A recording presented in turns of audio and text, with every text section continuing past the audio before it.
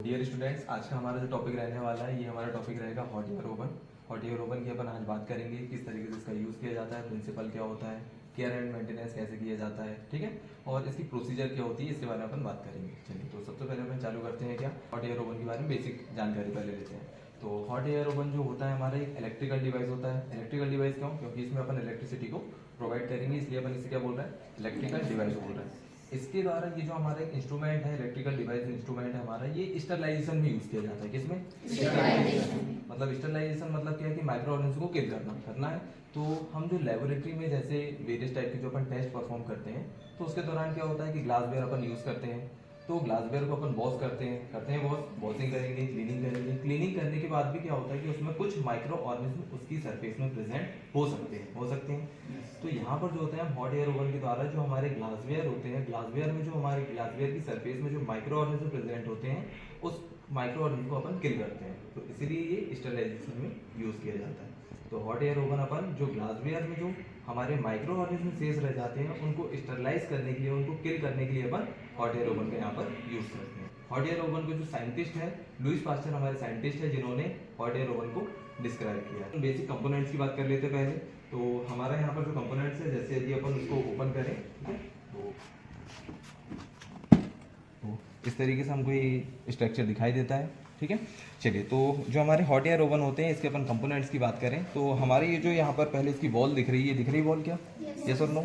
ये हमारी double wall होती है ना, जिसमें हम देखें तो एक हमारी आउटर लेयर होती है और एक इनर लेयर होती है, ठीक है। जो हमारी आउटर लेयर, ये वाली जो लेयर दिख रही है, जो कि हमकी थिक दिख रही, यस और नो? ये जो हमारी थिक वाली लेयर होती है, जो हमारी एस्बेस्टॉस की बनी होती है। किसकी बनी होती है? एस्बेस्टॉस की बनी होती है। और जो हमारी अंदर वाली लेयर होती है, ये हमारी एल्यूमिनियम की बनी होती है। किसकी बनी होती है? एल्यूमिनियम की बनी होती है। एस्बेस्टॉस की बनी होने के कारण ये जो होती है हीट रेसिस्टेंस होती है। क्या होती है? हीट रेसिस्टेंस, जिसकी वजह से जो हमारा अंदर जो हमारी हीट रहेगी, जो हमारा अंदर टेम्परेचर रहेगा, ये बाहर के एटमॉस्फेयर में नहीं जा पाता है। समझ में आई बातें?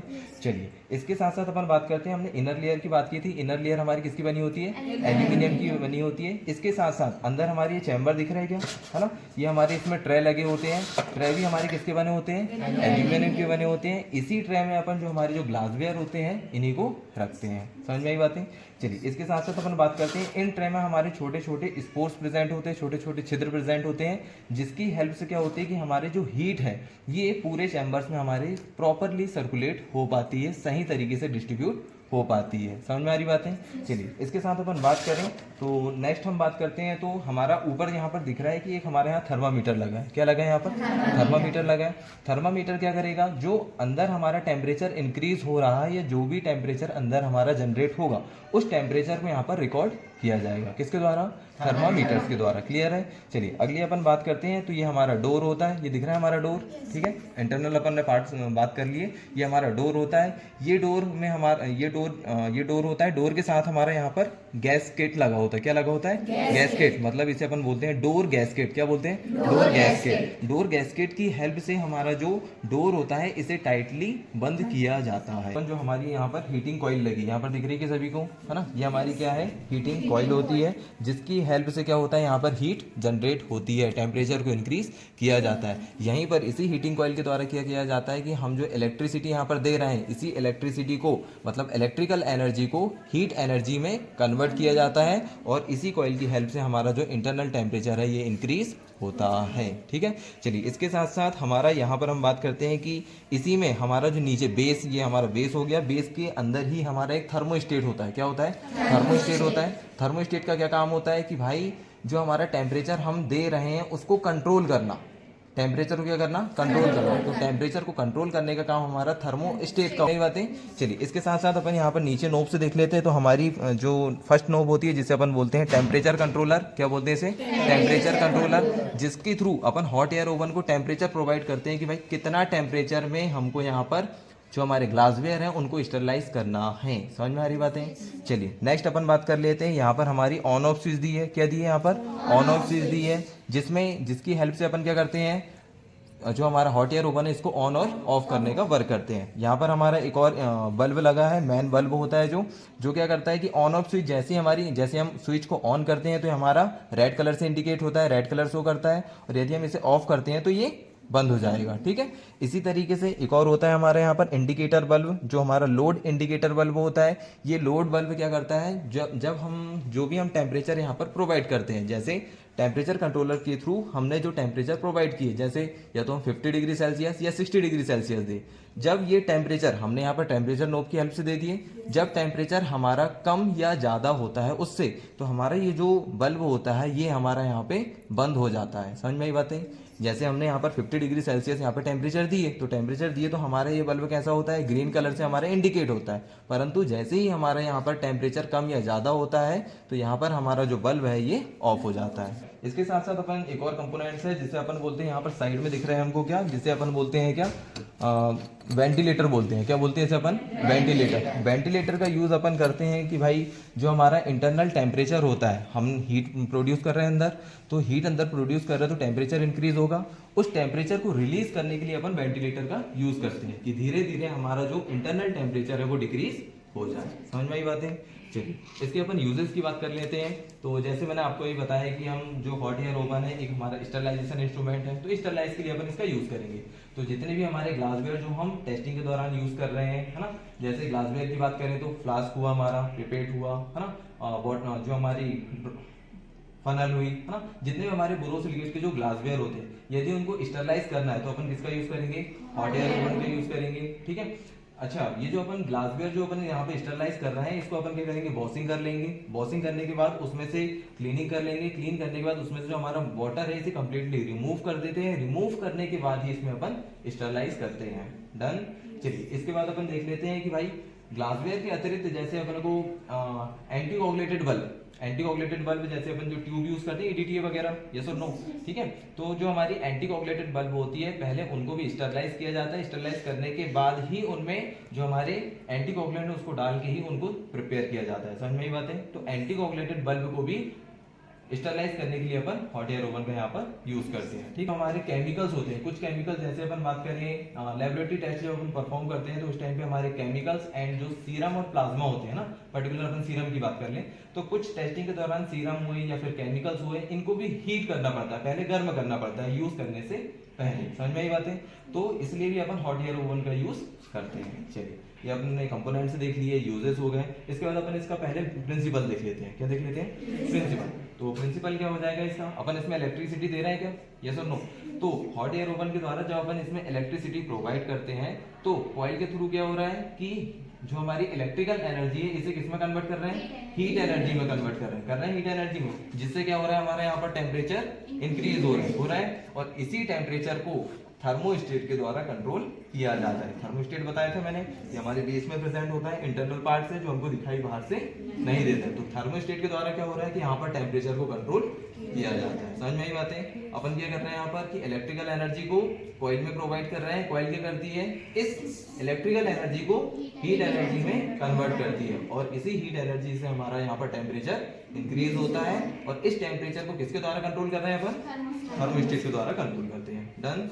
चलिए जैसे मैंने अभी बात की है कि अपन यहाँ पर टेम्परेचर की बात कर रहे थे कि अपन इसमें टेम्परेचर प्रोवाइड करते हैं, तो टेम्परेचर कितना कितना यूज करेंगे अपन यहाँ पर हॉट एयर ओवन में। ठीक है, तो टेम्परेचर बात करते हैं। देखिए जैसे जैसे अपन इसका टेम्परेचर इंक्रीज करते जाएंगे वैसे हमको टाइम कम लगेगा। समझ में आई बातें? चलिए तो सबसे पहले अपन जो यूज करते हैं इसमें 160 मतलब 160 डिग्री सेल्सियस अपन इसमें टेम्परेचर यदि यूज करते हैं तो जो हमारे ग्लासवेयर है उसको जो टाइमिंग लगती है हमको 1.5 से 2 घंटे स्टरलाइज होने के लिए टाइमिंग लगती है। कितना? 1 से 2 घंटे पर कितना टेम्परेचर दे रहा है? 160 डिग्री सेल्सियस। ठीक है, यदि हम उस टेम्परेचर को इंक्रीज कर दें जैसे 170 डिग्री यदि सेल्सियस कर देते हैं तो वहां पर हमारा जो टाइमिंग लगता है वो 1 घंटे का लगता है। कितना? 1 घंटे का लगेगा। और यदि 180 कर दें तो 180 करने पर क्या होता है कि सिर्फ हमको 30 मिनट्स का ही टाइम लगता है। ठीक है, और यदि हम 190 कर देते हैं तो सिर्फ हमको यहाँ पर 10 मिनट के लगभग, कितना? 6 से 12 मिनट, 10 मिनट के लगभग हो गया, तो 6 से 12 मिनट के टाइम में ही हमारे यहाँ पर स्टरलाइजेशन कंप्लीट हो जाता है। ठीक है, चलिए अब अपन इसकी प्रोसीजर की बात कर लेते हैं। तो प्रोसीजर जैसे अपने को ग्लासवेयर वगैरह यदि इसमें स्टरलाइज करना है तो पहले तो अपन जो भी यूज हुए ग्लासवेयर इसको अपन वॉश कर लेंगे, क्लीन कर लेंगे। क्लीन करने के बाद उसमें से जो वाटर है इसे कंप्लीटली रिमूव कर देंगे। ठीक है, जब वाटर हमारा यहाँ पर कंप्लीटली रिमूव हो जाता है तो इसके बाद अपन क्या करेंगे? पहले जो हमारा ये जो डोर दिख रहा है, ये सुनो, डोर को पहले अपन क्या करेंगे, ओपन करेंगे। ये हमने डोर को ओपन किए, ठीक है। डोर को ओपन करने के बाद जो हमारे ग्लासवेयर है, इन ग्लासवेयर को अपन कहाँ रख देंगे, जो यहाँ पर हमारे चैम्बर बने हैं, ये सुनो, जो हमारे एल्यूमिनियम के यहाँ पर ट्रे बने हैं, इस ट्रे में हम रख देते हैं। अच्छा, ये जो हमारे ट्रे होते हैं ये एडजस्टेबल होते हैं। कैसे होते हैं ये? एडजस्टेबल होते हैं ना। तो जिसके हम जो भी इंस्ट्रूमेंट यहाँ पर स्टरलाइज कर रहे हैं उसके अकॉर्डिंग इसे हम यहाँ पर एडजस्ट कर सकते हैं, ठीक है। जो भी हमारे ग्लासवेयर है उसको अपन इसके अंदर रख देंगे। ग्लासवेयर को रखने के बाद क्या करेंगे अपन, जो हमारा डोर है इसे क्या कर देंगे अपन, क्लोज कर देंगे, ठीक है। तो हमने यहाँ पर एक कंपोनेंट बताए थे जिसे अपन ने बोले थे क्या, डोर गैस्केट। क्या बोले थे? डोर गैस्केट, जिसकी हेल्प से हमारा जो डोर है ये मजबूती से यहाँ पर बंद हो जाता है, क्लोज हो जाता है। क्लियर है?